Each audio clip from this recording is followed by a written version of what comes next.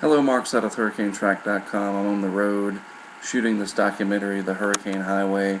I'm actually in South Florida right now, but I wanted to do a video blog to go over what's been happening the last few days and to look ahead over the next several days in the tropics. We'll switch sources here to the other camera. And as we get over to the National Hurricane Center's page, Nadine is back. It's a hurricane, believe it or not. And if we look at the forecast track of it for the next several days, you can tell, let me zoom in on it here, get it larger, you can tell that, yeah, it's going to still be out there for a while longer, unfortunately, and it could be a hurricane for a few more days. Other than that, as you can see back on the graphical tropical weather outlook page, nothing going on here in the Caribbean Sea, nothing out here in the eastern Atlantic just yet. However, if we go over to the satellite and we scroll down here to look at the Eastern Atlantic satellite shot, boy, there's a lot of choices these days, aren't there? Looking out at the Eastern Atlantic coming off of Africa, some of this area through here could become organized enough in the next few days. There is Nadine, by the way, Hurricane Nadine.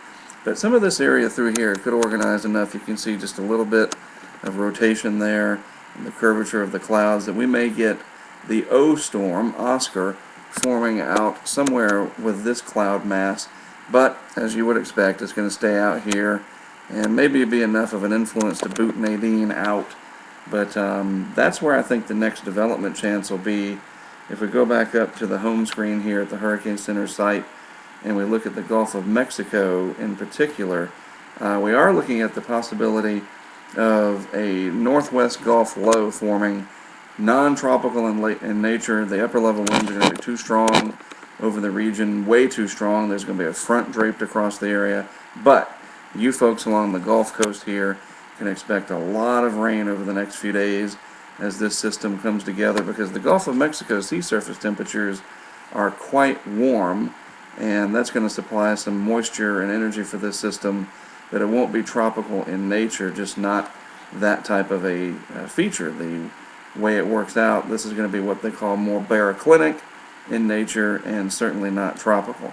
Now let's look at the GFS. This is the 12Z run, and if we go through the next 16 days, you can see here, there's Nadine out in the eastern Atlantic.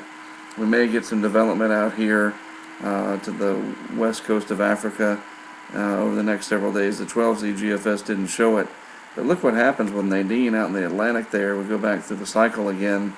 There it is now. It sort of merges with another system.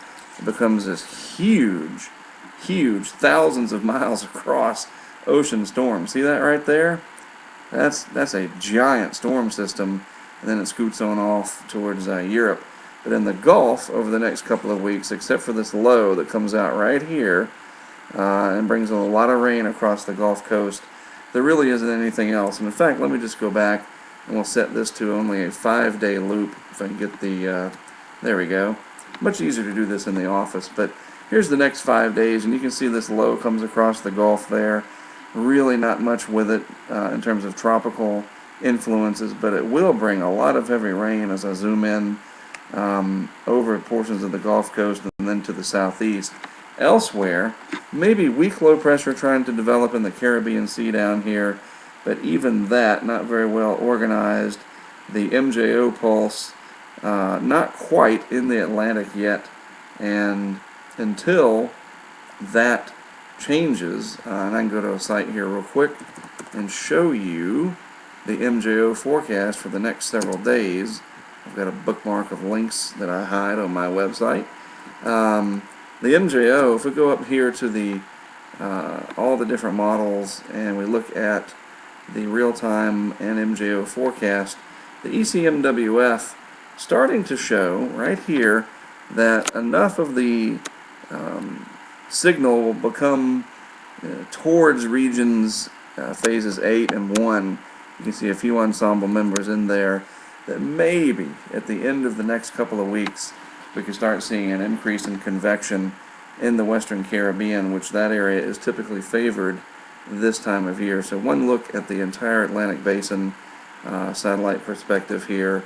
Not a lot of convection out there right now, as you can clearly see.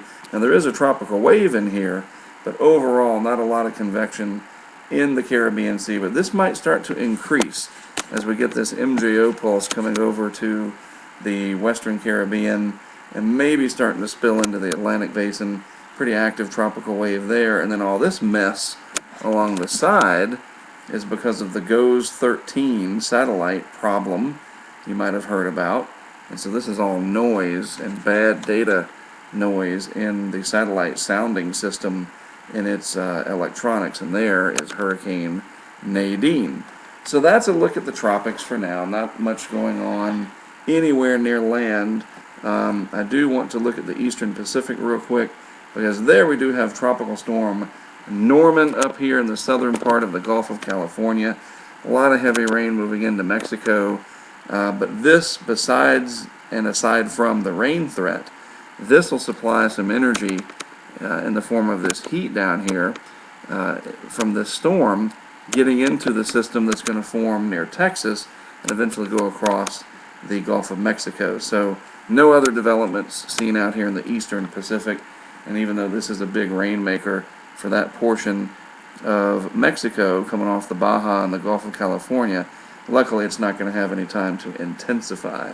So there you have it, a look at the tropics here as we close out the week, and we'll get it back on me. We'll keep an eye on what happens with that Gulf system. Really don't think it's going to have a chance to become tropical or even subtropical.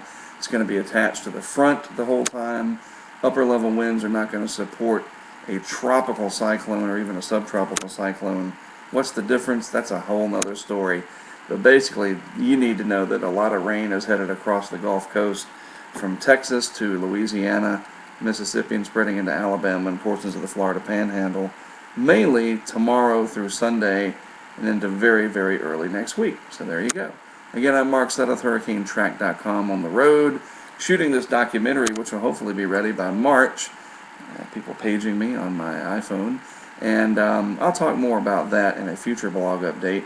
But for today, the 28th of September, should have mentioned that at the top, this is your Tropical Outlook video, and I'll have another one for you sometime over the weekend.